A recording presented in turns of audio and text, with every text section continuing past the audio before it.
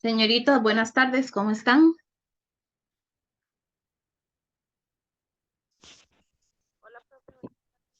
Hola Cindy, ¿todo bien? Hola, profe. Ya mejor, gracias a Dios. Ay, qué dicha, me alegra mucho. Hola Marta, pura vida. Qué dicha. Vamos a ver, vamos a ir arrancando de una vez porque vamos a ir avanzando. Ajá, aquí.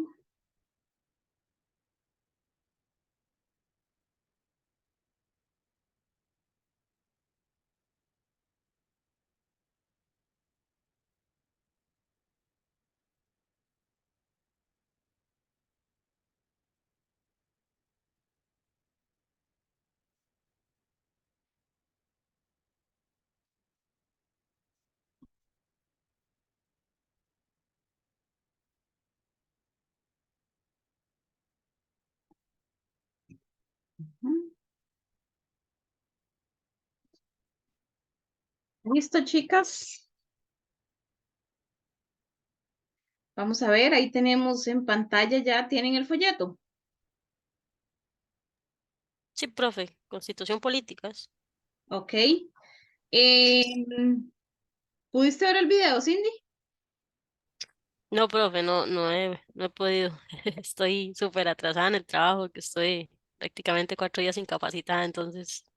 Y qué puña, sí, sí, sí, claro, me imagino. Ok, ok.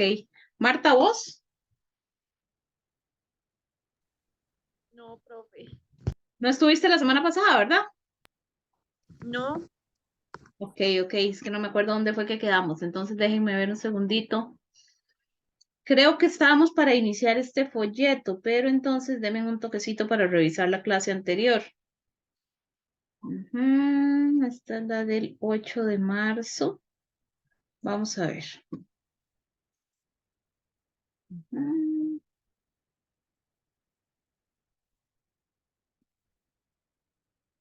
vamos a darle entonces a ese partido político. Ok. Artículos de nuestra constitución política. Vamos a darle entonces a ese partido político. Vamos a darle entonces a ese partido político. Listo, chicos, eso sería con respecto a este folleto. Ahí lo terminamos. No recuerdo si ya compartí el 5. Ustedes me dicen. Listo, listo, ya, ahora sí. Sí, en efecto, la semana pasada terminé el folleto número 4. Vamos a hacer un pequeño repaso de este folleto, lo que vimos en este folleto, para terminar de consolidarlo y nos vamos al folleto número 5. Denis, buenas tardes. Hola, profe, ¿todo bien? Hola, Denis, pura vida. Qué bueno. Ok, entonces, dice que en el folleto número 4 estuvimos viendo temas como la trascendencia de la abolición del ejército. Recuerden que ese es un tema de beneficios que genera, que nos genera positivo que no tengamos un ejército. Luego vimos los desafíos de la organización institucional, donde estuvimos, donde dijimos que teníamos problemáticas a las que tenemos que darle solución, ¿verdad? A las que tenemos que darle respuesta. Ese es el desafío. ¿Cómo le damos respuesta a esa problemática? ¿Cuáles son esas problemáticas? O el desafío al que nos enfrentamos. Bueno, la transparencia, lograr una transparencia, lograr una legitimidad, lograr eficacia en nuestro sistema político, ¿verdad? En nuestras instituciones, en nuestra organización institucional, lograr estos desafíos, ¿verdad? Lograr la transparencia, lograr la legitimidad y lograr la eficacia. De esa forma, la gobernabilidad de nuestro país sería muchísimo más idónea, más óptima. Por otro lado, estuvimos hablando de la cultura política de Costa Rica. Recuerden que por ahí vimos conceptos básicos relacionados con cultura política y otro con cultura democrática, ¿verdad? Dijimos que la cultura política puede ir enfocada a cualquier régimen político. Entonces, ¿qué vamos a ver aquí? La cultura política de Costa Rica. ¿Ok? Lo que se aplica para Costa Rica. ¿Qué es lo que aplica para Costa Rica? Una cultura democrática. ¿Ok? Dentro de esta cultura democrática, para que exista realmente una cultura democrática, tenemos que eh, em, tienen que estar implícitos, inmiscuidos estos valores. ¿Ok? ¿Cuáles valores? El valor de la libertad, el valor de la igualdad política, el valor de la solidaridad, el valor de la equidad, el valor de la tolerancia, el valor del respeto, el valor de la paz y el valor de la honestidad. ¿Esto para qué? Perdón.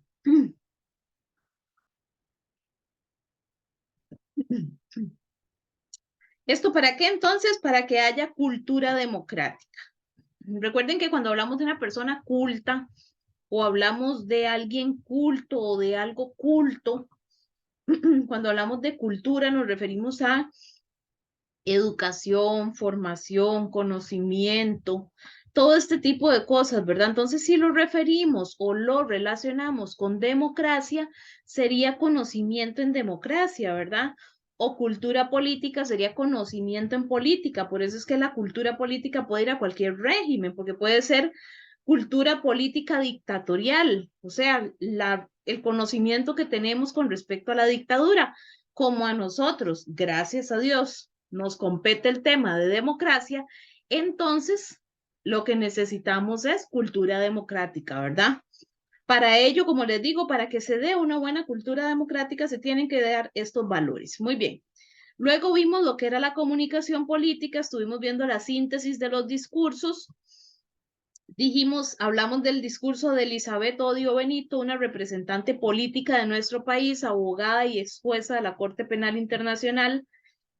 Su discurso se llamó o se llama contra la violación y otras graves agresiones en la antigua Yugoslavia. ¿De qué hablaba este discurso? Bueno, ella hace una crítica y hace un señalamiento, más que crítica, un señalamiento de que las violaciones deben de castigarse como un crimen de guerra, ¿verdad? Lejos de pasarlo por alto, como normalmente sucede, eso debe ser otro delito que se castigue como crimen de guerra. Luego vimos el discurso en defensa de Vanguardia Popular de Manuel Mora Valverde. ¿Quién era Manuel Mora Valverde? El fundador del Partido Comunista en Costa Rica. ¿Qué decía el discurso de Manuel Mora Valverde? Un discurso de defensa de su partido. O sea, él se estaba refiriendo a la corrupción política que había en el momento y por qué él defendía el comunismo en Costa Rica. Luego vimos el discurso de Óscar Arias Sánchez, por el que recibió un premio Nobel de la Paz. Este discurso se ofreció con referencia al tema de la paz, ¿verdad? No hay mucho que buscarle. Todo lo que ustedes vean que diga paz es Óscar Arias. Y luego vimos los discursos de José Figueres Ferrer, en donde él se dirige a un ciudadano, le hace una carta a un ciudadano.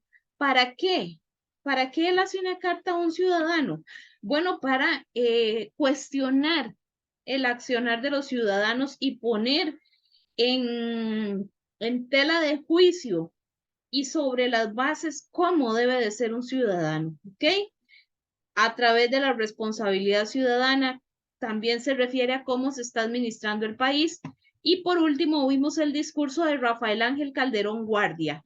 Este discurso se llama El gobernante y el hombre frente al problema social costarricense.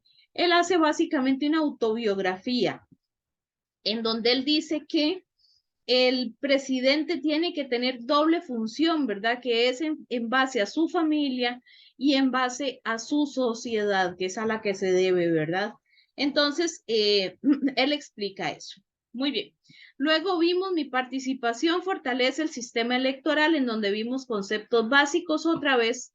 ¿Cuáles conceptos? Vimos sistema electoral, código electoral, partidos políticos, campaña electoral, elección, deuda política, participación ciudadana, sufragio o voto, abstencionismo, opinión pública, propaganda, ideología, pluralismo, programa de gobierno, perdón, bipartidismo y multipartidismo. Todos los conceptos básicos relacionados al tema electoral, ¿verdad? ¿Ok? Luego de ahí pasamos a ver el sistema electoral en Costa Rica, donde vimos la importancia del sistema electoral en Costa Rica. Esto es una pregunta analítica. ¿Para qué nos sirve a nosotros tener un sistema electoral? ¿Ok? ¿Qué nos garantiza? ¿En qué nos ayuda? ¿Cómo nos favorece? ¿Cómo nos incluye un sistema electoral? Ese tipo de preguntas de análisis que les van a hacer, ¿verdad? Donde les van a poner para excluir a grupos minoritarios. No, todo lo contrario, ¿verdad? Para incluir a todos los grupos. Recuerden que vivimos en una sociedad inclusiva. Luego vimos el Tribunal Supremo de Elecciones. ¿Qué es el Tribunal Supremo de Elecciones? Vimos las funciones del Tribunal Supremo de Elecciones. Luego vimos el registro civil y las funciones del registro civil. Luego vimos los mecanismos electorales, los tipos de elecciones, qué son los partidos políticos, la importancia de los partidos políticos, cómo se conforman los partidos políticos, qué debe incluir el acta de constitución de un partido político. Luego vimos el concepto de deuda política, ya un poco más ampliado. Estuvimos viendo ideologías y principales partidos de Costa Rica, partidos políticos, por supuesto, ¿verdad?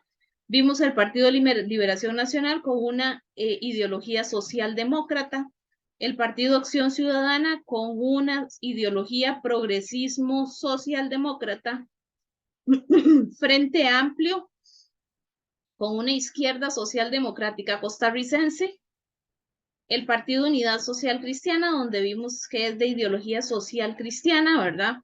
Y el Partido Movimiento Libertario con su ideología liberalismo. Luego estuvimos viendo la relevancia para el régimen democrático, o sea, qué importancia tienen los partidos políticos para un régimen democrático. Vimos lo que es participación y sufragio.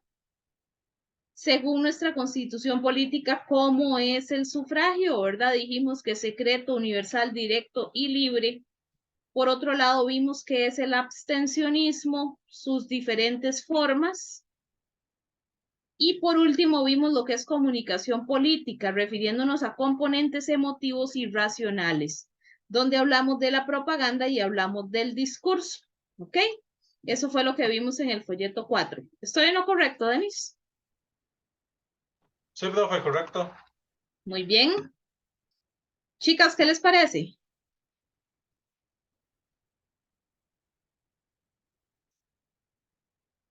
Señoritas. Está bien, bastante.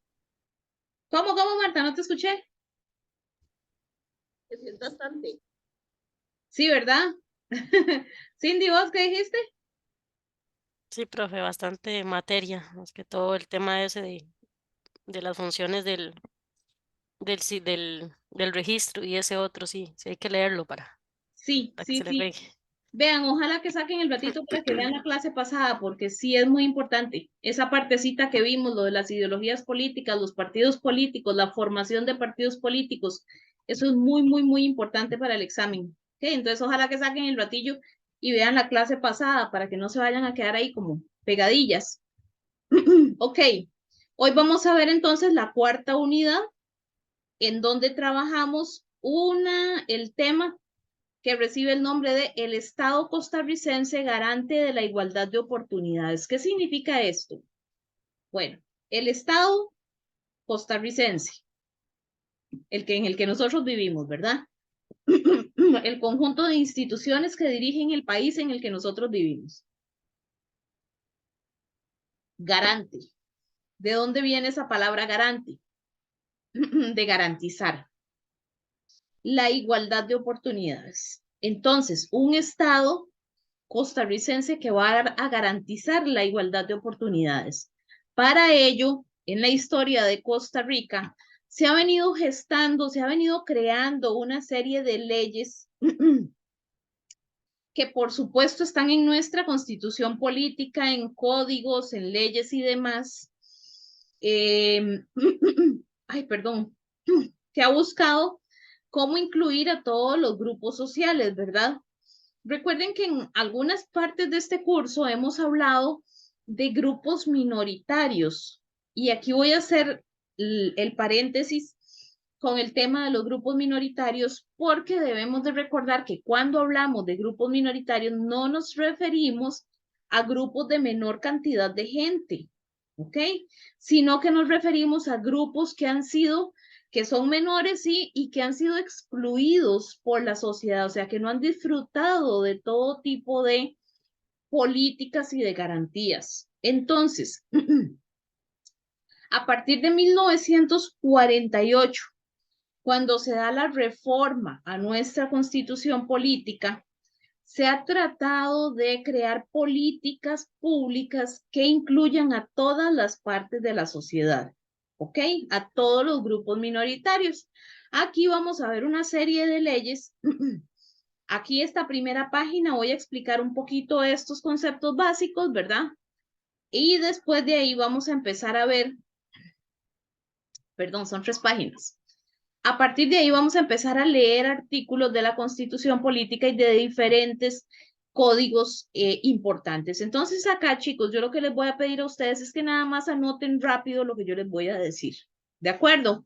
Por ejemplo, la familia como elemento natural y fundamento de la sociedad tiene derecho a la protección del Estado. Igualmente tendrán derecho a esa protección la madre, el niño, el anciano y el niño, el enfermo desvalido. Entonces aquí podemos ver que la familia es el elemento natural en nuestro país. ¿Ok?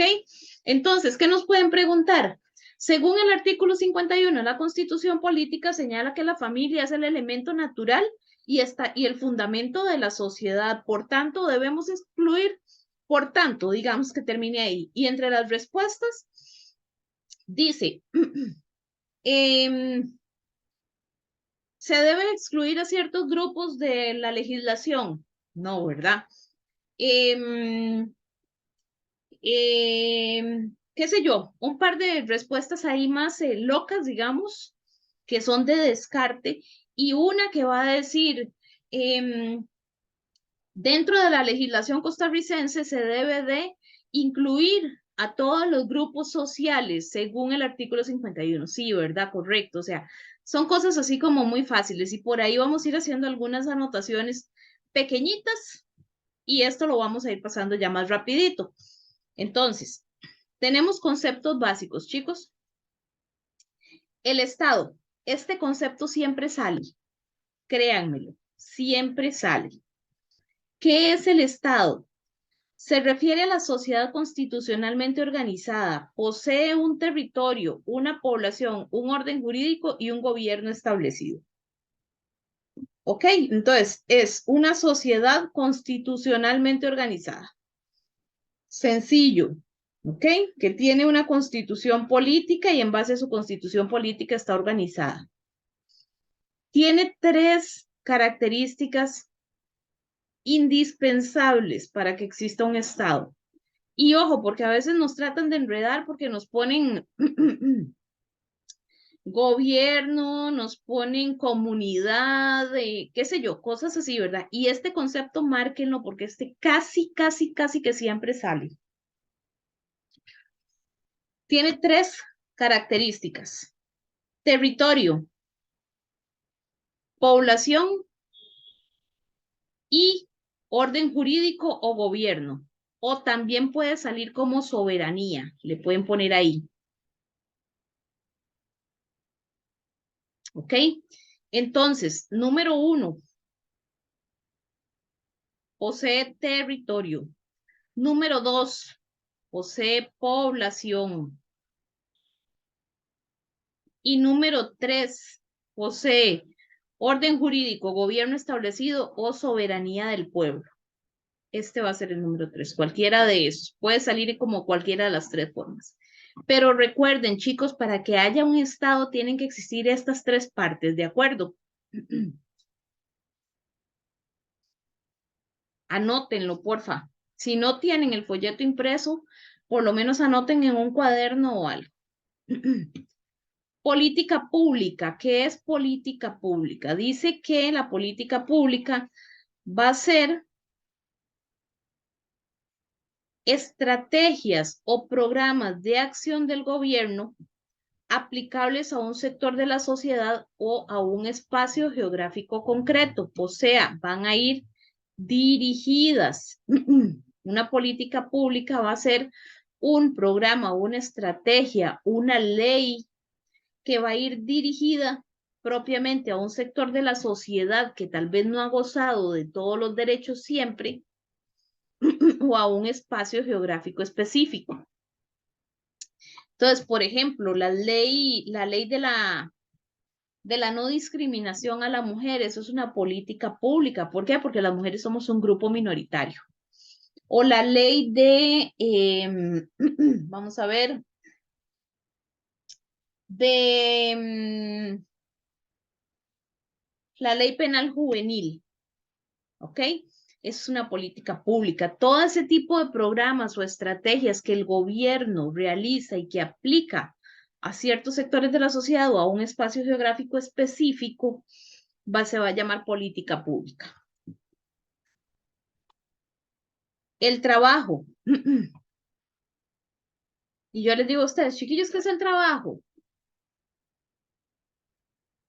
Y ustedes me dicen, ay, profe, ¿cómo nos pregunta eso? ¿De ahí, el trabajo es el trabajo? Sí, pero tenemos que tener un concepto bonito, ¿verdad? Palabras bonitas. ¿Qué es el trabajo? El trabajo físico o intelectual aplicado a la producción de bienes y servicios que es recompensado con una remuneración que le permite satisfacer el bienestar personal y de sus seres queridos.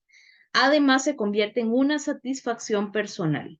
Bueno, en algunos casos hay gente que nunca le llega a satisfacer el trabajo, ¿verdad? Pero en la mayoría se espera que sí sea así, ¿verdad? Palabra clave para identificar este concepto: remuneración. ¿Qué es remuneración? ¿Alguno sabe? ¿Me puede dar un concepto de esto? ¿O qué significa remuneración? Con una sola palabra se puede describir qué es remuneración. Dime, Marta. No te escuché, Marta. Pago. Exactamente. Es el pago. Así de sencillo. ¿Ok? Entonces, si ustedes les sale el concepto de trabajo, busquen a donde diga remuneración. Tiene que haber una recompensa o una remuneración por un servicio brindado para que sea trabajo. ¿De acuerdo? Si no recibe remuneración, si no recibe recompensa por su esfuerzo, fue un regalo lo que usted hizo, ¿verdad? Para que exista, para que sea considerado trabajo, tiene que haber una remuneración, ¿de acuerdo? Entonces, para que tengan esta palabrita ahí en cuenta. Educación. Acción de formar y de instruir implica el desarrollo de habilidades, actitudes, capacidades y valores para vivir en la sociedad. ¿Ok?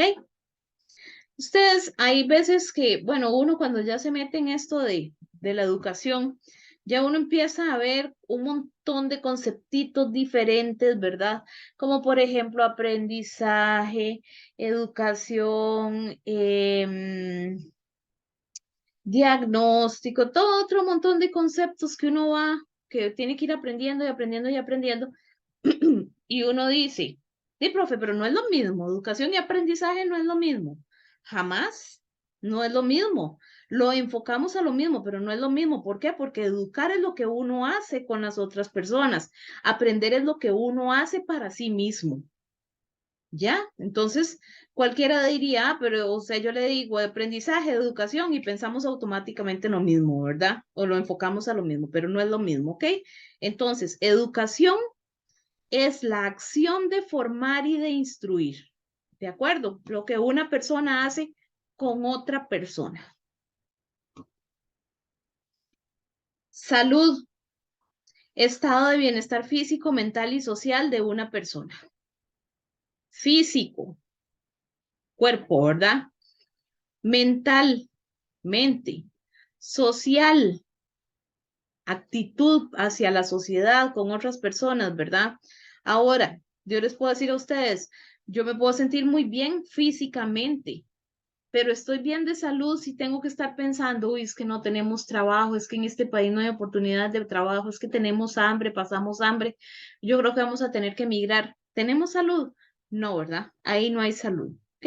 Para que exista salud tiene que existir ese bienestar, tanto físico como mental y social de una persona. Derecho es el conjunto de leyes y reglamentos y demás resoluciones creados por el Estado para regular el orden social. Ok, entonces aquí el derecho, vamos a verlo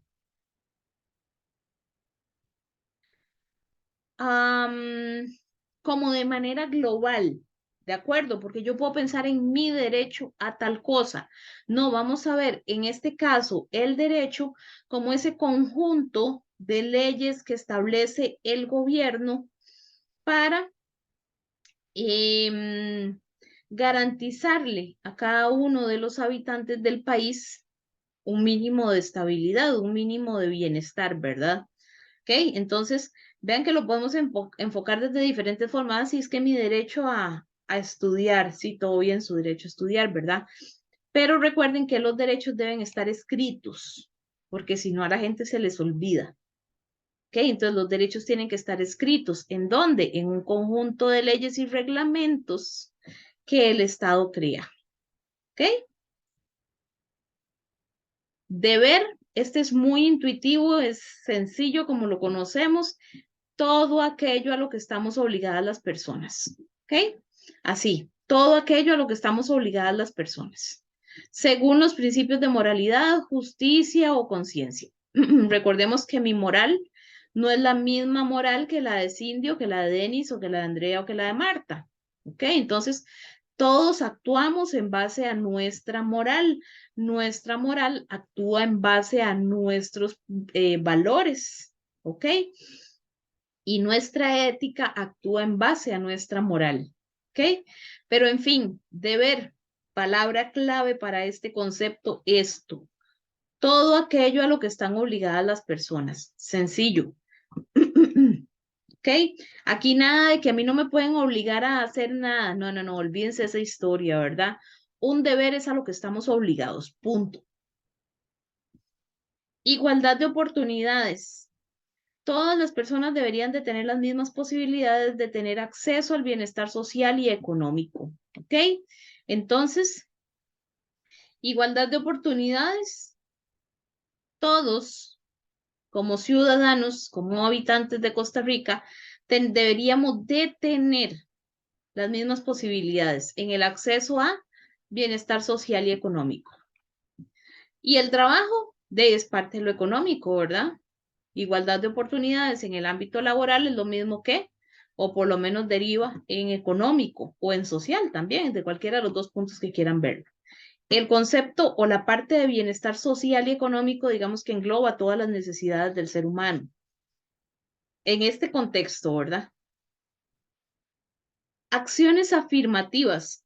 Este concepto casi siempre lo pierden en el examen, chiquillos, así que tengan mucho cuidado. Porque cualquiera diría acción afirmativa, es que no es intuitivo, este concepto no es intuitivo, por eso lo pierden. Porque yo digo acción afirmativa, de ahí algo bueno que yo hice. Sí, ¿verdad? Suena a eso, pero no es eso.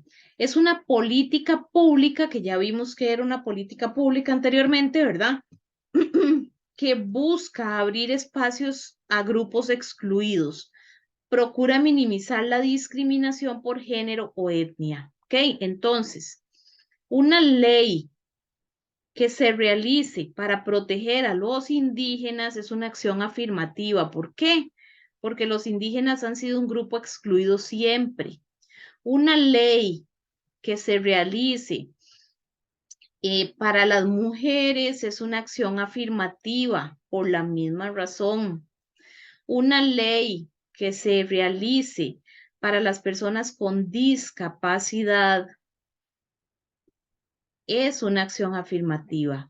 Una ley para los niños es una acción afirmativa. Para el adulto mayor es una acción afirmativa. Todos los grupos minoritarios o todos los grupos excluidos de diferentes derechos a lo largo de la historia que consigan la protección de una o de otra forma, eso va a ser una acción afirmativa.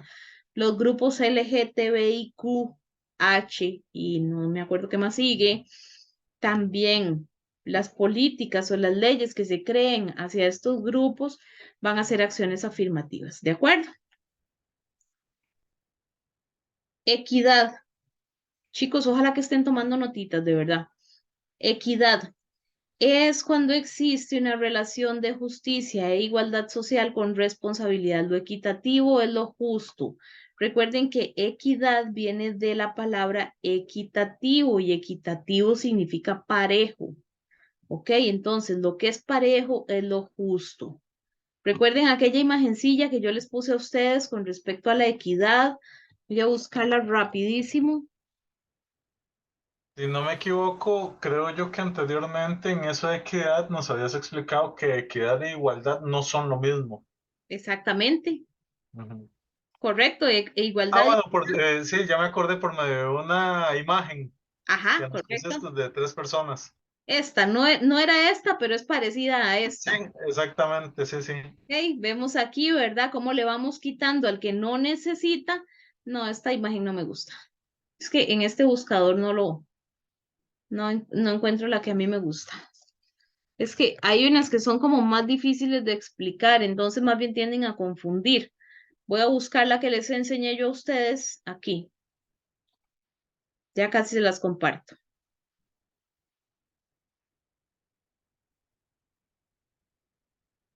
Ujú.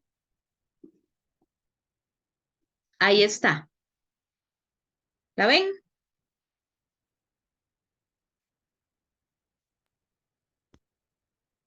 ¿Qué dijiste, Marta?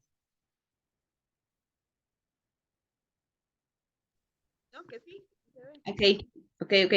Es que yo creo que hablas en el momento en que abrís el micrófono, entonces como que no da tiempo a que se escuche tu voz y ya se cierra el micrófono. Por eso es que no te escucho.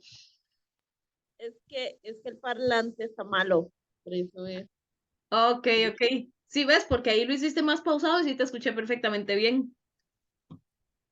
Ok, entonces esta es la imagen que utilizamos para diferenciar la equidad y la igualdad. Recuerden que aquí estamos en igualdad, ¿verdad? Todos con las mismas condiciones y aquí estamos en equidad. Entonces, por ejemplo, yo les he explicado a ustedes en educación en nuestro país. Recuerden que nosotros vivimos en un estado de derecho en el que se supone que todos somos iguales, ¿verdad? Ante la ley, ante el Estado. Vamos a ser eh, juzgados con las mismas leyes, vamos a ser protegidos por las mismas leyes, ¿de acuerdo? Entonces, en educación, que es como lo más fácil para mí o como lo visualizo más fácil, en educación, ¿estamos en igualdad de condiciones según la ley? Sí, porque todos tenemos educación gratuita, educación obligatoria y educación costeada por el Estado, ¿ok? Con todas sus diferencias, eso es cierto, pero de que existe, existe, o sea, de que todos tenemos que ir a la escuela en este país, todos tenemos que ir. Punto, aunque sea con los zapatos rotos o la escuela privada, pero ya eso depende de cada ser humano, de cada quien. El Estado nos garantiza a nosotros escuela, ¿verdad? Nos garantiza colegio hasta bachillerato. Ok, ya si si no quisimos aprovechar la oportunidad del colegio y nos salimos y estamos en este sistema y me incluyo porque yo también estudié igual que ustedes, pues ya eso es una cuestión de uno, ¿verdad? Pero en temas de igualdad, sí, todos estamos igual. Ahora, lo que les decía, cada quien se la juega como puede, ¿verdad? O según los recursos que tiene. Ahí es donde viene la equidad. ¿Por qué? Porque entonces vamos a buscar a las personas que más les cuesta, al que tiene los zapatos rotos, y le vamos a meter un empujón. ¿Ok? ¿De qué forma le vamos a meter un empujón? Bueno, le vamos a dar una beca para que pueda obtener esos recursos, ¿verdad? Recuerden cuando les hablaba yo a ustedes de los chicos de Talamanca, el transporte. Bueno, démosles una beca de transporte. Los de Cartago Centro no necesitan una beca de transporte. Entonces, le quitamos al que no necesita para darle al que más necesita. Eso es equidad, meterle el empujón al grupo que más necesita. Y vean que ese concepto también, este concepto casi siempre sale, este casi siempre sale. El de estados casi siempre sale, política pública también, el de trabajo, ya de ahí para abajo estos no tanto, práctica institucional no tanto, ¿ok? ¿Qué es práctica institucional? Bueno, las políticas y procedimientos que permiten la gestión del Estado. ¿Ok? Hacer las cosas, sencillo, hacer las cosas. Normas, ¿qué son normas? Principio que se impone o se adopta para dirigir la conducta o la correcta realización de una acción o el correcto desarrollo de una actividad. ¿Ok? ¿Qué es una norma? Una regla, ¿verdad? Una norma va a ser una regla. ¿Ok? Una estructura que nos dan para hacer algo. Trabajo de calidad. Vean que acá tenemos el concepto de trabajo, que dijimos que necesitaba una remuneración, pero también tenemos el trabajo de calidad.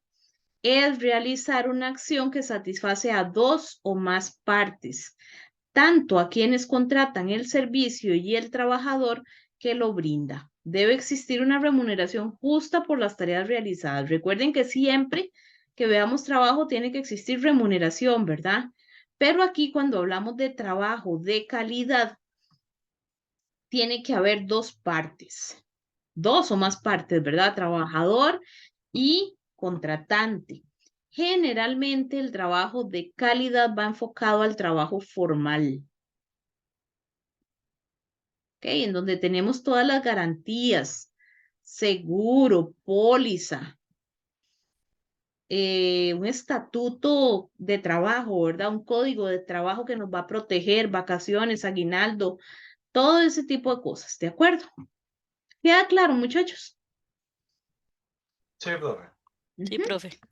Ok, vean que esto es sencillo. Recuerden que esto no es de aprendérselo de memoria, chiquillos. Es cuestión de leer bien en el examen para poder enfocar de qué nos están hablando. Con el concepto básico, bueno, con la parte textual, digamos, que viene en el folleto, que en muchas ocasiones en el examen sale textual, más el poquito de explicación que yo les doy, o lo que le agregamos, lo que le aportamos, o lo que le anotamos, perfectamente podemos encontrar la respuesta del examen, ¿de acuerdo? Eso con conceptos básicos, ¿ok? Ahora nos vamos a ir a las políticas públicas inclusivas. Y vean, chicos, que aquí les voy a hacer un énfasis. Tenemos políticas públicas inclusivas, ¿ok? Inclusivas. ¿Por qué les digo esto?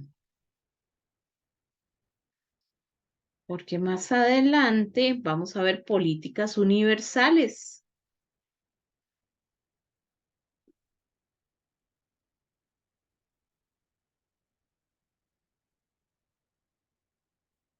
Eso es el folleto 5. Por aquí tenemos políticas de sexualidad.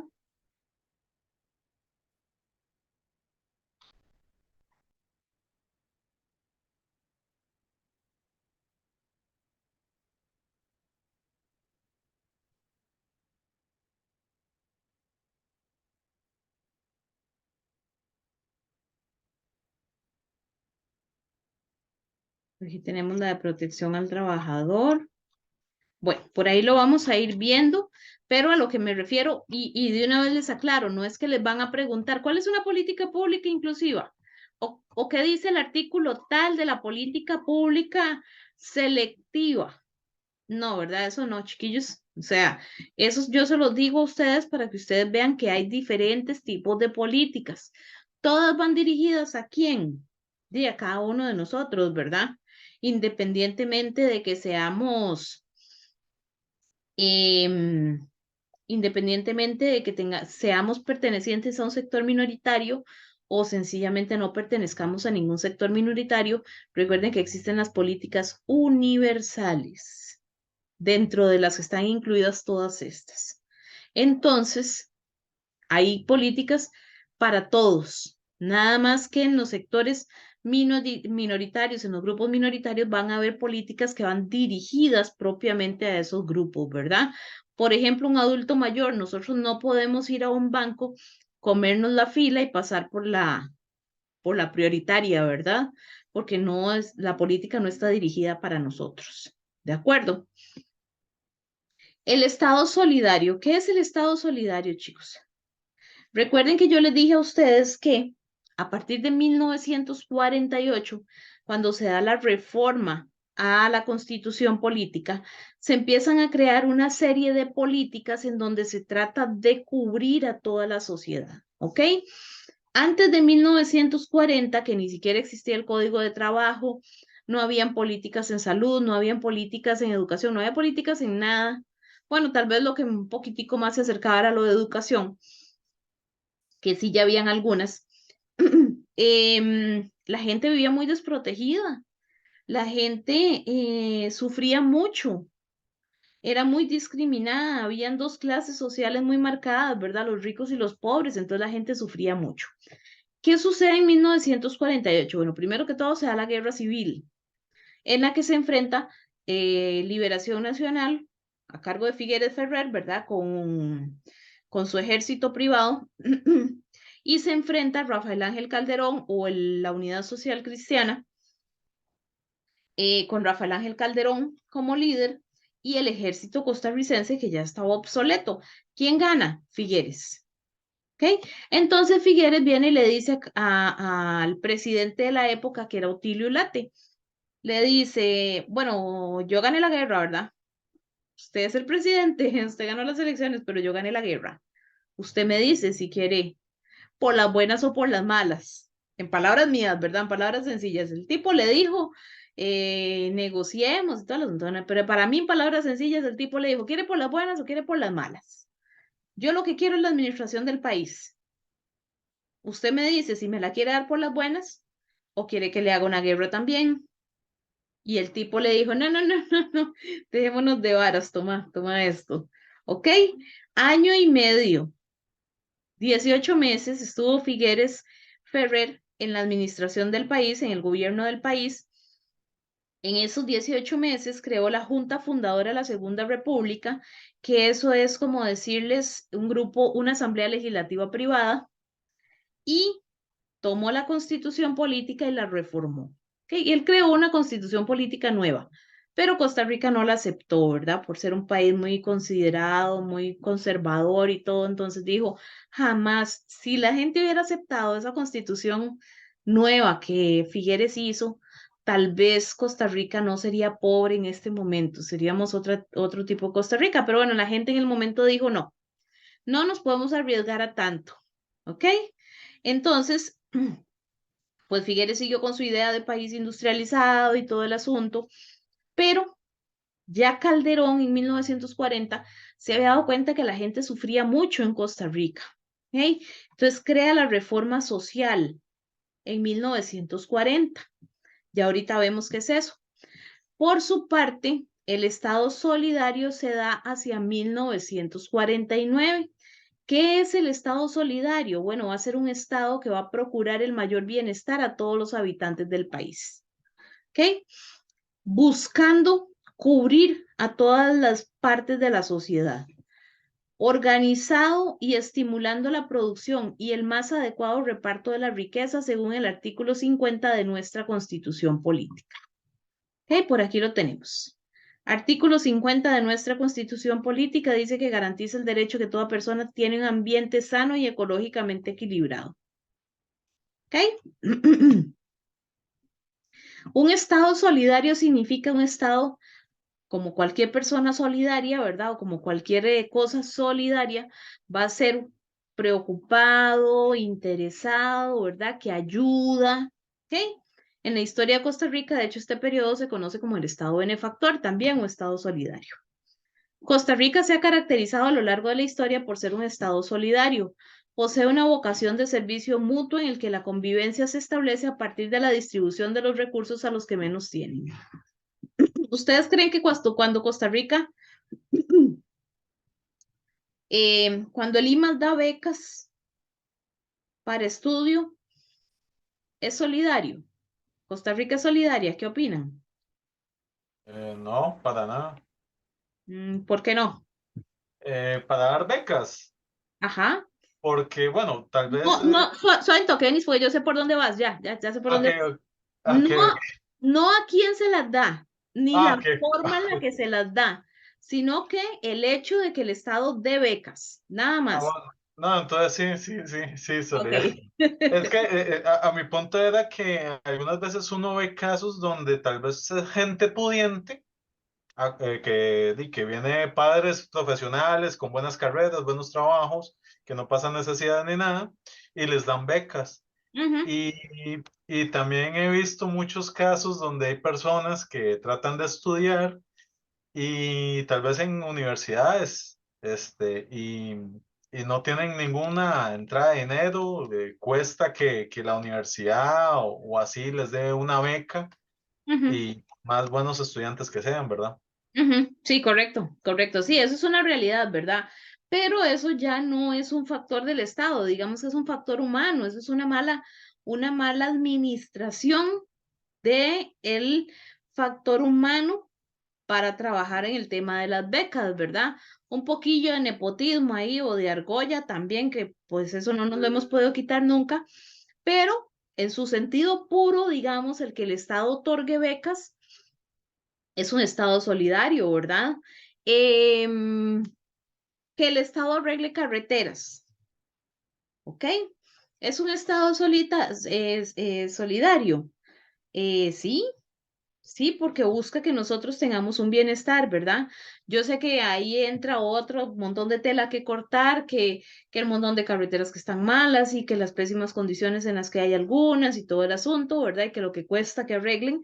Pero bueno, el hecho de que estén, por ejemplo, imaginando o pensando, creando esa carretera para entrar a Cartago, eso es solidario por parte del Estado, ¿verdad?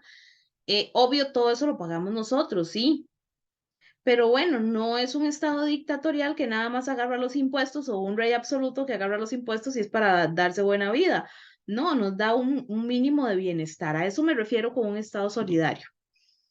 Fue el resultado de un proceso histórico el cual tuvo su centro en la reforma de los años del siglo 40 y se basa en las políticas públicas inclusivas, la reforma social de los años 40, la política de salarios crecientes, el Estado desarrollista y los derechos de las garantías sociales. Todo esto son políticas inclusivas. Todas estas que acabo de mencionar aquí son políticas inclusivas, ¿ok? Que buscan beneficiar a ciertos sectores de la sociedad dentro de un estado paternalista que proteja a todos sus hijos, ¿verdad? Ahora, ¿qué es la reforma social de 1940? ¿O cómo se da? Tenemos las causas externas. ¿A qué me refiero? Bueno, la crisis mundial producida por la Segunda Guerra Mundial, porque vean que esto se da en 1940 y la Segunda Guerra Mundial fue del 39 al 45, que era lo que pasaba con el Estado de Costa Rica mientras que se estaba en guerra en el mundo. Nos estaba llevando el carajo, así de sencillo. La gente en crisis, ¿verdad? Recuerden que la economía de Costa Rica era el café, la venta de café. ¿Y a quién le vendíamos café? A los países europeos y a Estados Unidos, y eran los países que estaban en guerra. Por tanto, la crisis económica en Costa Rica fue súper importantísima y súper marcada, ¿verdad? Se da una crisis de las finanzas públicas con la caída de las importaciones y exportaciones. Claro, porque si vendemos café al mundo y el mundo está en guerra, nadie nos va a comprar café. Y si solo eso vendemos, entonces, ¿qué hacemos? Y por supuesto, por consecuente, el costo de la vida, ¿verdad? El aumento. Se da una alianza histórica entre el gobierno, que era el presidente Rafael Ángel Calderón, el Partido Comunista, que era dirigido por Manuel Mora Valverde, y la Iglesia Católica, dirigida en ese momento por Monseñor Sanabria. Estas tres partes se unen para decir, no, tenemos que ver cómo protegemos a la gente en Costa Rica. Vamos a crear esto que se llama la reforma social. Este grupo, por ser estas tres partes, ¿verdad? Principalmente el Partido Comunista, que nadie lo ha querido nunca, dice que poseía poco apoyo de las clases dominantes, por lo cual se interesó en el pueblo como una alternativa de apoyo. Claro, las partes ricas no tenían interés en apoyar este grupo, porque este grupo quería apoyar al pueblo. Como los ricos no los apoyaban, entonces buscaron alternativa en el resto del pueblo, en los pobres, ¿verdad? Que es la masa más grande, la mayor cantidad de gente. y se dan las ideas de las reformas sociales que nacieron en el Partido Comunista. La Iglesia mostró interés en la reproducción de las ideas socialcristianas nacidas en Europa. ¿Okay? ¿Qué pasa en el Estado, en la reforma social? Importantísimo esto, chicos. Bueno, ¿algunos se acuerdan de todo esto? Los que ya recibieron sociales. ¿O ninguno ha hecho sociales aquí? ¿Sí, Denis? Ah, no, Denis lo está llevando, mentira. Sí, la estoy llevando. Cindy, usted tampoco. No, me toca el próximo semestre. Ok. Marta.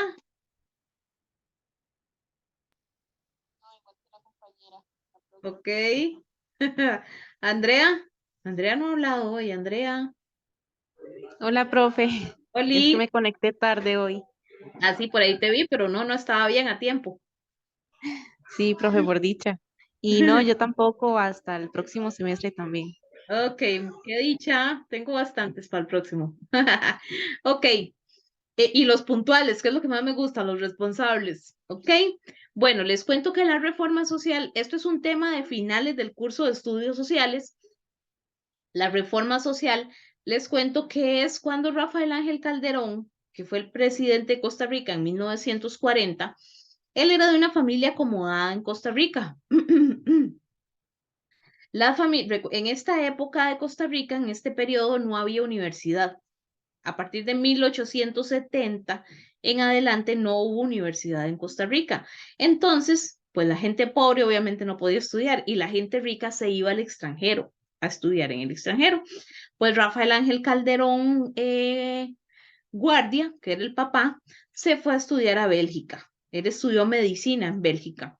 Muy bien, estudiando allá, un poco interesado por la política, estando allá, dijo, voy a analizar esta ideología que se llama social cristiana, a ver en qué consiste. Bueno, pues le gustó la ideología social cristiana, se empapó de la ideología social cristiana, y cuando llegó a Costa Rica, él dijo, no puede ser que la gente en Costa Rica le esté yendo tan mal, que la gente se esté muriendo de hambre. Voy a hacer voy a empezar a aplicar la socialdemocracia. Él se lanza con su partido político, que en ese momento tenía otro nombre, no me acuerdo ahorita. Se lanza con su partido político de ideología social cristiana. Pues todo bien, resulta ser que Rafael Ángel Calderón queda de presidente y entonces crea esto que es la reforma social. ¿Qué hizo? Bueno, la creación de lo más importante de lo que hizo fue la creación de la Universidad de Costa Rica en 1940 para dar educación superior de calidad, la creación de la Caja Costarricense del Seguro Social en 1941 para mejorar el sector salud de todos, el Código de Trabajo para derechos y obligaciones de los trabajadores con los principios sociales de la Iglesia y por último, crea los derechos y las garantías sociales, vocación social, amparo a la familia y repartición de la riqueza. ¿Qué es esto? Normalmente los profesores de estudios sociales le dicen a uno, es que las reformas sociales, sí, fue la creación de la UCR, la creación de la caja, la creación del Código de Trabajo y la creación de las garantías sociales. ¿Y qué son las garantías sociales? Véanlo aquí.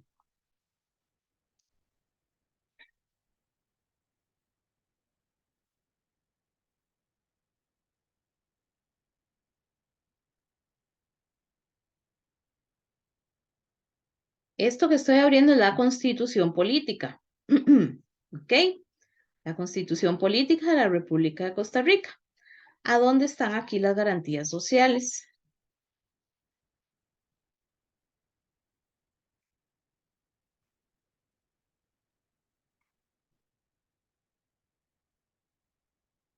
Estos son las garantías sociales.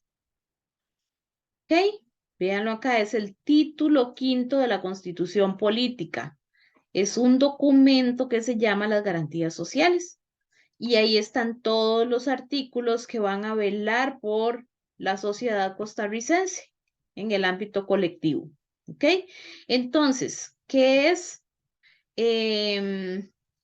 son las garantías sociales? Bueno, resulta ser que vino Rafael Ángel Calderón, hizo esta reforma social creó la UCR, creó la caja, creó el código de trabajo y dijo, ¿y ahora yo cómo hago para que estas leyes que yo hice en este código de trabajo, por ejemplo, o las leyes de salud o las leyes de educación, se respeten y se sigan respetando siempre? Porque luego va a venir su presidente y sencillamente las va a quitar. ¿Cómo hago yo para que esto siempre se respete? Sencillo, lo meto en la Constitución política. Hago un título que se va a llamar Derechos y Garantías Sociales, lo pongo en la Constitución política y de ahí nadie lo va a poder quitar. ¿Mm? Inteligente, ¿verdad? Esos son las garantías sociales, ¿ok? Después en 1949, cuando viene Figueres, ¿ok? Esos dos ellos dos van a ser los dos partidos importantes que tuvo Costa Rica hasta 1980, eso se llamó bipartidismo. Entonces, ellos dos, bueno, se odiaban a muerte. Rafael Ángel Calderón Guardia y José Figueres Ferrer se odiaban a muerte. Pero resulta ser que entonces cuando Figueres Ferrer gana la guerra del 48, la guerra civil, que se la ganó a Rafael Ángel Calderón, viene y exilia a todos los comunistas, exilia a todos todo lo que tenga que ver con comunismo, lo saca, ¿verdad? Encuentra a Rafael Ángel Calderón y otros personajes. Entonces Calderón viene y le dice a Figueres, mira, vos sabes que a mí no me caes bien, ¿verdad? Pero te voy a pedir un favor. Yo hice esto y esto y esto. Estas son las garantías sociales. Esto está en la Constitución política. Yo sé que vos vas a hacer una reforma a la Constitución política. Por favor, no quites lo que yo ya puse ahí, porque es para el bien de la sociedad. Y Figueres le dijo, Mae, no te preocupes, yo no lo voy a quitar, lo voy a mejorar. ¿Ok? Y a partir de ahí queda el título de los derechos y las garantías sociales, incluso mejorado por el mismo Figueres. Esas son las garantías sociales. ¿Queda claro? Sí, claro. Muy Sí. bien. Excelente. Entonces, esto es una institución con edificio y todo. Esto es otra institución con edificio y todo. Esto es un documento que le pertenece al Ministerio de Trabajo para proteger a los trabajadores y esto es un título en la Constitución política. Eso es lo que se conoce como la reforma social. No lo borren del cassette porque para sociales les sirve. Política de los salarios crecientes.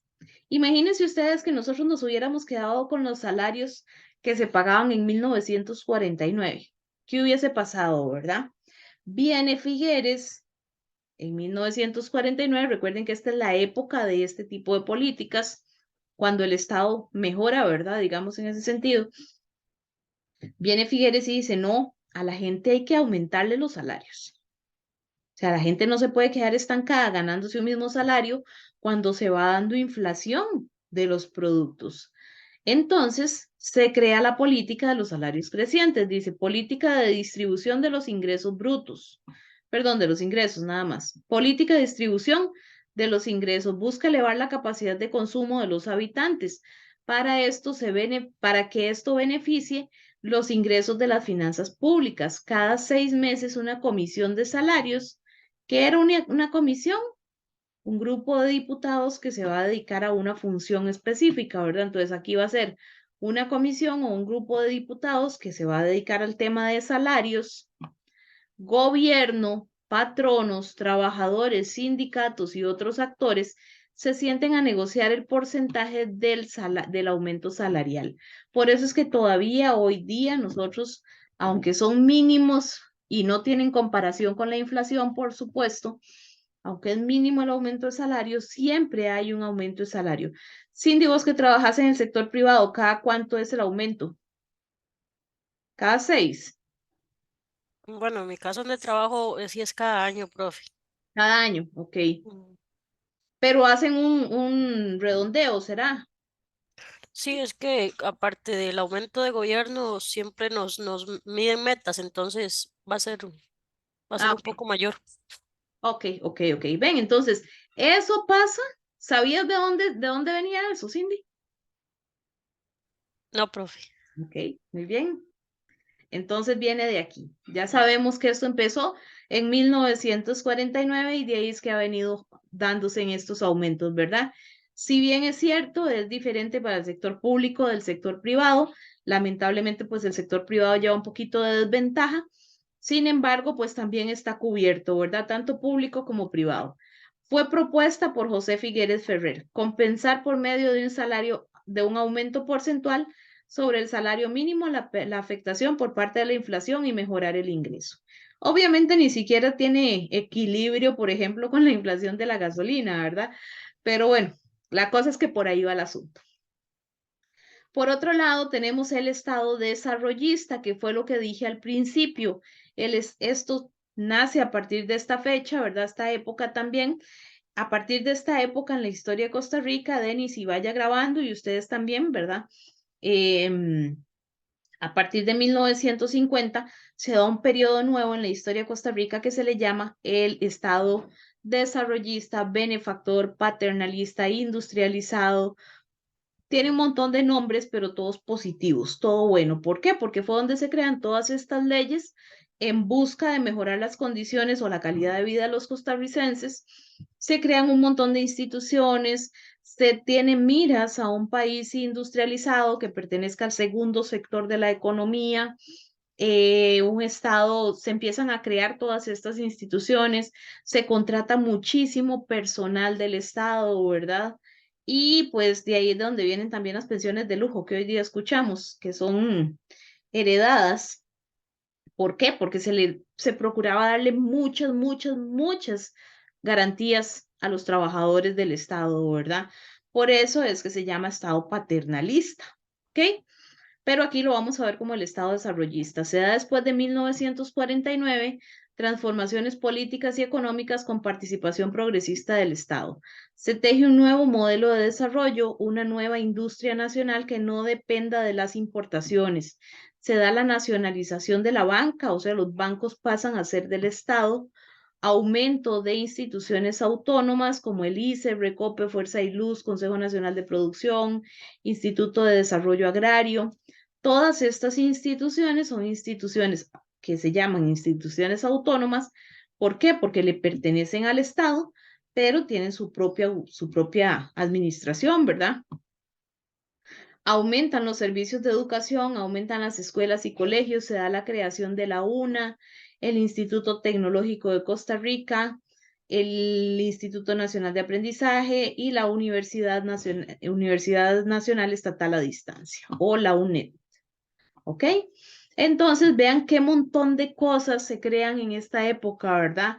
Se crea el Tribunal Supremo de Elecciones también en esta época para garantizar las prácticas electorales, el IMAS, el IMBU,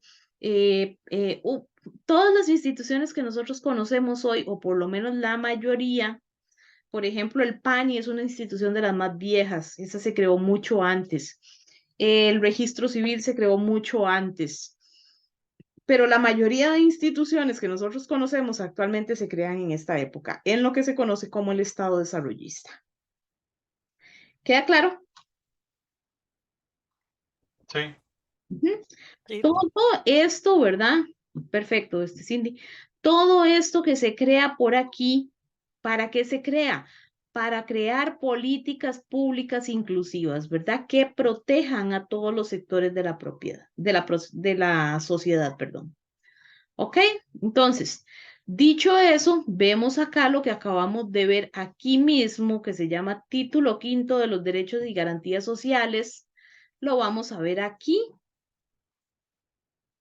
Constitución Política, Título Quinto, Capítulo Derechos y Garantías Sociales, artículos del 50 al 74, que son estos que tenemos acá, artículo 50 a el artículo 74 en esta sección, ¿verdad? Hasta aquí, ¿ok?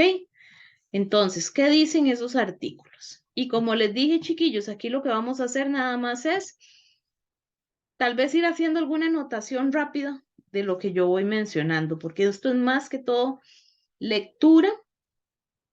Como les decía anteriormente, aquí digamos, estos son preguntas muy analíticas, generalmente son preguntas fáciles, que quede claro.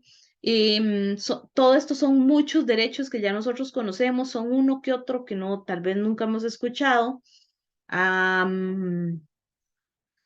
Y las preguntas del examen van a ser, por ejemplo, por ahí más adelante vamos a ver derechos y obligaciones y deberes de los patronos, obligaciones y deberes de los trabajadores. Entonces nos van a preguntar cuál es una obligación del patrono, por ejemplo. ¿Ok? ¿Cuál es un derecho del trabajador? Bueno, las vacaciones por año o un día libre, un día de descanso por semana. Todo eso nosotros lo conocemos, ¿verdad? Entonces ya esto es como mucho más sencillo. Artículo 50 de la Constitución Política, según el título quinto de las garantías sociales, dice que garantiza el derecho que tiene toda persona a un ambiente sano y ecológicamente equilibrado. ¿Ok? ¿Por qué razón el Estado se preocupa por energías limpias? Por ejemplo, porque necesitamos, el Estado tiene que garantizarnos a nosotros, según la Constitución Política, un ambiente sano. ¿Por qué el Estado se preocupa por la seguridad? Entre lo que cabe, ¿verdad? Que ahora están como corriendo como locos porque los homicidios han crecido de una forma exagerada. ¿Por qué? Porque el Estado tiene que garantizarnos un ambiente sano, ecológicamente equilibrado, ¿ok? Verde, que haya todo tipo de alimentación, por ejemplo. ¿De acuerdo? Entonces eso dice el artículo 50. Entonces, la pregunta dice, según el artículo 50 de la Constitución Política, el Estado tiene que garantizar a toda persona un ambiente sano y ecológicamente equilibrado. Entonces, cierto grupo puede ser excluido de X cosa. No, ¿verdad? Nada puede ser excluido. Y ojo, chicos, otro detalle importante. Toda persona, toda, aquí no dice costarricense. Aquí no dice en ningún lado todo costarricense, dice toda persona. O sea que cualquier persona que esté en suelo costarricense, en aire costarricense o en mar costarricense va a estar protegido por el artículo 50 de la Constitución Política. Llámese nicaragüense, chino, venezolano, holandés, lo que ustedes quieran. ¿De acuerdo? Pueden ponerle aquí todos, incluidos extranjeros.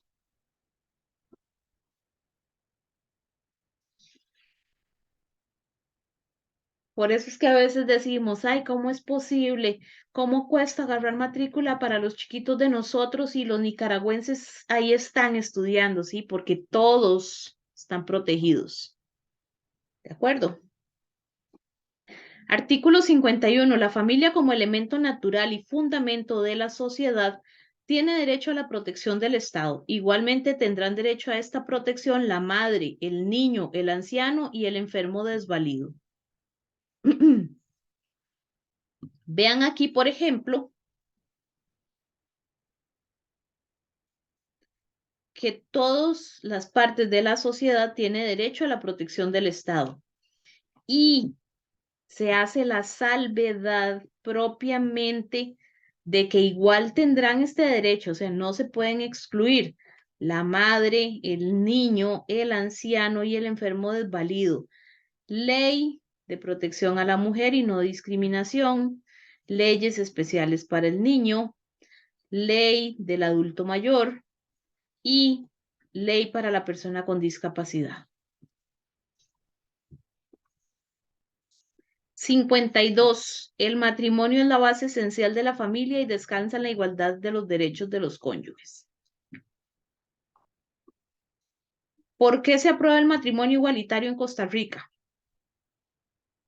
Primero hay un tratado internacional con la ONU que dice que en Costa Rica no se puede discriminar a nadie. Ajá. Todo Ahí bien. entra la ley de Kepler. Exactamente. Ahí es donde entra la ley de Kepler, la pirámide de Kepler, ¿verdad? Que dice que, bueno, tenemos la constitución política por encima, los tratados internacionales, los códigos y leyes y bla, bla, bla. ¿Ok? Pero, ¿qué es lo más importante de todo esto? Que aquí en ningún lado dice que el matrimonio tiene que ser entre hombre y mujer. Sencillo, dice el matrimonio es la base esencial y de ahí es de donde se aprueba el matrimonio igualitario. Los grupos defensores de la población dice que en ningún lado ahí dice que el matrimonio tenga que ser hombre y mujer. Entonces se aprueba el matrimonio igualitario. Muy bien. 53. Los padres tienen con sus hijos habidos fuera del matrimonio las mismas obligaciones que con los nacidos en él. Toda persona tiene derecho a saber quiénes son sus padres conforme la ley. Y aquí, por ejemplo, les pueden poner, según el artículo 53 de la Constitución Política, el título quinto de las garantías sociales, los padres tienen con sus hijos habido fuera del matrimonio las mismas obligaciones, bla, bla, bla. Y por ahí les tiran entonces en la pregunta o en las respuestas. Las niñas que nacieron producto del segundo matrimonio no tienen los mismos derechos. No, todos tienen los mismos derechos, punto, todos. Nacidos en el matrimonio, fuera del matrimonio. Para eso hay una ley de pensiones que va a proteger a los niños y todo el montón de leyes. Y recuerden, muy importante, en Costa Rica hay una legislación muy, muy, muy fuerte que protege a los niños. Muy fuerte, chicos. Entonces, tener eso en cuenta, ¿ok? Toda persona tiene derecho a saber quiénes son sus padres conforme la ley, ¿ok? Aquí les pueden poner, por ejemplo, que si los niños que nacieron en el extranjero tienen en Costa Rica derecho a saber quiénes son sus padres, sí, donde sea que nazcan, obviamente que sean niños costarricenses, ¿verdad? Que sea de la legislación costarricense. Recuerden que hay derecho, hay nacionalidad costarricense por sangre o por suelo, ¿verdad? Aunque no haya nacido en Costa Rica, pero si sus padres son costarricenses, es costarricense por sangre o el ius sanguinis. O si es de padres extranjeros, pero nació en Costa Rica, eso es nacionalidad por derecho de suelo o el ius solis, ¿ok? Entonces, cualquiera de esas condiciones va a ser costarricense, ¿de acuerdo? O que esté en suelo costarricense, porque recuerden que la ley protege a todos. 54. Se prohíbe toda calificación se prohíbe toda calificación personal sobre la naturaleza de filiación. ¿Qué significa esto? Niño bastardo, eso ya no se puede usar. Ningún tipo de, ¿cómo se llama esto? De adjetivo. Ningún tipo de adjetivo que se quiera utilizar de esta categoría se puede utilizar. Valga la redundancia. ¿De acuerdo? Antes se utilizaba mucho eso, es que como es un hijo fuera de matrimonio, es un niño bastardo, es un hijo bastardo. No, eso es totalmente prohibido ante la ley, ¿de acuerdo? 55. La protección especial de la madre y del menor estará a cargo de la institución autónoma denominado Patronato Nacional de la Infancia con la colaboración de otras instituciones del Estado. Bueno, aquí todos sabemos que el niño está a cargo de el PANI, ¿verdad? Patronato Nacional de la Infancia, pero aquí nos dice la madre también. Sí, la madre mientras que esté gestando a su hijo, ¿de acuerdo? No es que la madre va a recibir o en cuestiones ya legales, ¿verdad? Pero por ahí tenemos otras instituciones. Sin embargo, mientras que la madre esté gestando un niño, ahí hay un menor de por medio. ¿Ok? Entonces que no les vayan a jugar una mala pasada en el examen. Recuerden que va a estar protegida la madre como el hijo. Estos los que son con respecto a familia. Si ustedes quieren, pueden hacerle aquí una llavecita y le ponen familia. Porque aquí ya vamos a empezar a ver lo referente al trabajo. Entonces dice 56. El trabajo es un derecho del individuo y una obligación con la sociedad. El Estado debe procurar que todos tengan ocupación honesta y útil, debidamente remunerada. Recuerden, ¿verdad? Remunerada. E impedir que por causa de ella se establezcan condiciones que en alguna forma menoscaben la libertad o la dignidad del hombre. ¿Ok? ¿Qué significa esto? Todos tenemos derecho al trabajo. ¿Ok? Todos. El Estado tiene que garantizarnos que hayan fuentes de empleo, o sea, ocupación honesta y útil. Como siempre lo he dicho, no nos van a llegar a tocar la puerta, el Estado no va a llegar a tocarnos la puerta, pero sí el Estado tiene que garantizarnos que hayan fuentes de empleo. Si no son por parte propiamente del Estado, qué sé yo, por empresas del Estado, o sea, digamos, yo soy profesora, ¿a dónde podría yo ir a trabajar? Bueno, al Ministerio de Trabajo, ¿verdad? Perdón, al Ministerio de Salud, de Educación. Pucha, ya fue a todos los ministerios menos al mío. Al Ministerio de Educación, ¿ok? El Estado tiene que garantizarme que yo, siendo profesora, tenga trabajo en el Ministerio de Educación, pero bueno, hoy día pasa que no hay plazas para tanta gente, pues ya somos muchos educadores. Entonces, ¿qué hace? Trae instituciones privadas del extranjero o procura que se den instituciones privadas en el país. ¿Para qué? Para que nosotros tengamos trabajo, ¿de acuerdo? No es que nos van a llegar a ofrecer, ¿verdad? Sino que tengamos las oportunidades. Y por supuesto, en ninguna forma que violente nuestra dignidad. Esclavitud, ese tipo de cosas, cero, ¿verdad? Artículo 57 dice, todo trabajador tendrá derecho a un salario mínimo que le procure bienestar y existencia digna. El salario será siempre igual para trabajo igual en idénticas condiciones de eficiencia. ¿Okay? Entonces, todos sabemos que tenemos derecho a un salario mínimo, ¿verdad? Hay una tabla en el Ministerio de Trabajo a la que tenemos acceso ahora por redes sociales, en Internet y demás, donde existe un salario mínimo establecido, ¿ok? Y el salario deberá ser y siempre igual para todo trabajo en idénticas condiciones. O sea que si yo soy mujer y Denis es hombre y vamos a pedir el mismo trabajo porque tenemos la misma profesión, el salario tiene que ser el mismo. Nada de que usted es mujer y le pago menos, olvídelo. 58. Perdón, profe, creo yo que actualmente hace pocos días salió una noticia sobre eso, de la desigualdad salarial a la mujer. Creo yo que salió algo relacionado a eso.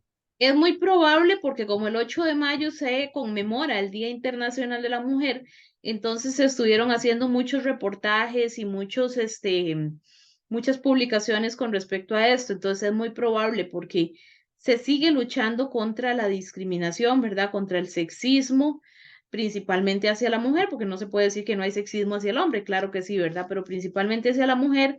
Y de hecho vi un enfoque que dio la ONU, una proyección que dio la ONU que dice que para que se logre llegar a tener una equidad de género, una igualdad de sexo entre hombre y mujer, faltan aproximadamente 300 años para que se llegue a dar un cambio generacional importante de modo que se acabe con el sexismo. Imagínate. Ok, en el artículo 58 dice la jornada ordinaria de trabajo diurno es de 8 horas diarias y 48 horas a la semana. La jornada ordinaria nocturna es de 6 horas diarias y 36 horas a la semana. ¿Ok? Entonces vean que aquello que nosotros nos dijeron no solo está en el Código de Trabajo, también está en el título quinto de las garantías sociales, ¿verdad? ¿Por qué? Porque así lo quiso Rafael Ángel Calderón. ¿Ok? Entonces, diurno 8 horas diarias, que es lo mismo que 48 horas a la semana. Nocturno, 6 horas diarias o lo mismo que 36 horas a la semana. Y yo sé que ustedes me pueden decir, profe, pero eso no es cierto, sí, no, hay muchos patronos que buscan cómo burlarse de la legislación, ¿verdad? Ok, ¿Cómo hacer adendum? ¿cómo? ¿Cómo hacer adendum a los contratos? Sí, sí, cierto, cierto. Ok, 59. Todos los trabajadores tendrán derecho a un día de descanso después de 6 días consecutivos de trabajo y a vacaciones anuales pagadas al menos de 2 semanas por cada 50 semanas de servicio continuo. ¿Ok? Entonces, un día de descanso después de 6 días consecutivos. Vean que aquí no dice en ningún lado de lunes a sábado y domingo libre, ¿verdad? El día el patrono lo puede elegir, el día libre, siempre que se hayan cumplido 6 días de trabajo continuos. vacaciones anuales pagadas y ojo con el examen porque a veces nos ponen, el patrón no está obligado a dar vacaciones al trabajador sin paga, no, son pagadas, ¿ok? Y recuerden que el año tiene 52 semanas, por tanto son 2 semanas después de 50 semanas de servicio continuo. O ya sea que el patrono negocie con el trabajador, bueno, te doy una semana a los 6 meses, otra semana a los 6 meses y cumplimos el contrato o lo que sea, ¿verdad? ¿Ok? Entonces así es. Variaciones internas pueden haber, violaciones a la ley es lo que no debe de existir, ¿ok? Un patrono que venga y le diga a usted, le voy a dar vacaciones a los 2 años. No, está incumpliendo con la ley, ¿verdad? Un patrono que venga y le diga a usted,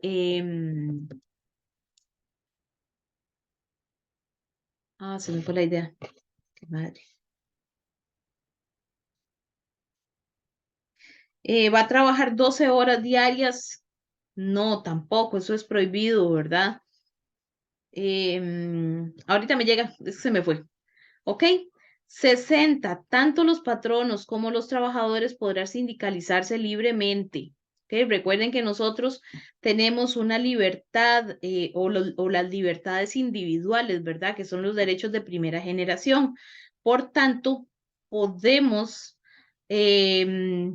asociarnos a cualquier grupo siempre que éste sea de carácter lícito. Y cuando hablamos de sindicalizarse, es unirnos a un sindicato. Podemos unirnos a cualquier sindicato en el momento en el que lo queramos sin ser, sin recibir represalias por pertenecer a un sindicato y también podemos salirnos de él cuando queramos. 61. Se reconoce el derecho de los patronos al paro y de los trabajadores a la huelga, salvo en los servicios públicos. ¿Qué significa esto? Y ojo con esto, chicos.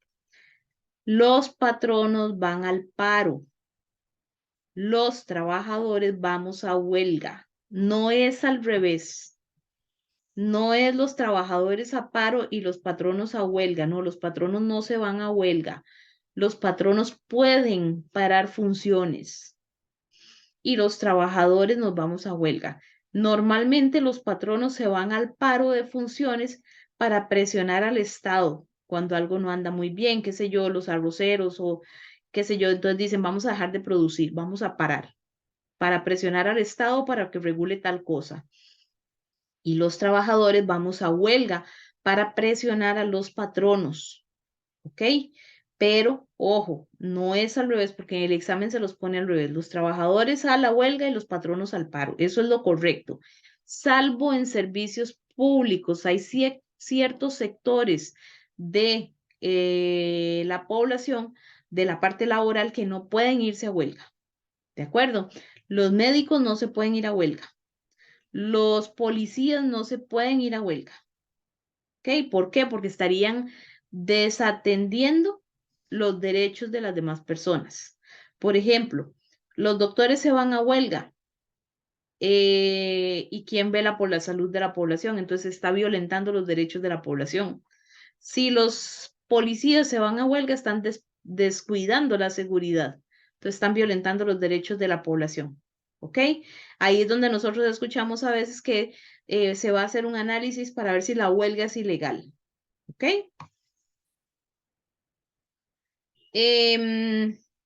62. Tendrán fuerza de ley las convenciones colectivas de trabajo que con arreglo a la ley se concierten entre patronos y sindicatos de patrones o sindicatos de trabajadores legalmente organizados. ¿Qué significa esto? Bueno, recuerden que las convenciones, les mencioné ahora que son grupos de personas dedicadas a un tema específico, ¿ok? Entonces, una ley en ámbitos laborales, una ley que se dé o se determine por una convención colectiva de trabajo va a tener carácter oficial, ¿verdad?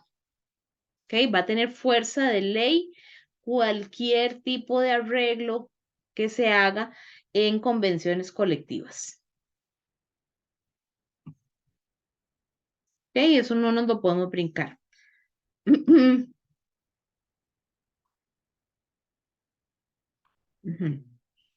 Ya no me dio tiempo para terminar esta partecita, pero vamos a dejarlo hasta aquí. 63. Los trabajadores despedidos sin justa causa tendrán derecho a una indemnización. ¿Esto qué es? Cesantía. ¿Ok? Recuerden que el derecho por vacaciones, el derecho por aguinaldo, eso nadie nos lo puede quitar. El derecho por el pago por preaviso en un laboral, eso nadie nos lo puede quitar, aunque nos despidan sin derechos patronales. Pero hay un rubro que se llama, lo acabo de decir, la cesantía, ¿ok? Que es cuando el patrono nos despide sin causa justa. Entonces nos tiene que remunerar todos los años que nosotros hemos trabajado para ese patrón, ¿ok? Si nos despiden con justa causa, ¿verdad? Qué sé yo, que nos agarraron robando o faltamos más de 3 veces en el mes o no sé cómo es que está exactamente ahorita la legislación, ahí sí perdemos la cesantía. Mientras que sea sin causa justa, el trabajador, perdón, el patrono tiene que indemnizarlos, ¿de acuerdo? Lo vamos a dejar hasta aquí, chicos, porque son las 7.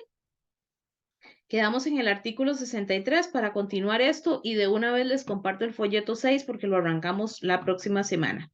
¿Alguna duda? ¿Algún comentario? No, profe, por el momento no. No, profe. Listo, chicos, péguense una estudiadita, revisen los videos, ¿verdad? Porfa. Y nos vemos la próxima semana, si Dios quiere. Y Denis en sociales en 10 minutitos. Listo. Buenas noches. Muchas gracias, Listo. chiquillos. Buenas Gracias, noches, buenas profe. Muchas noches. gracias.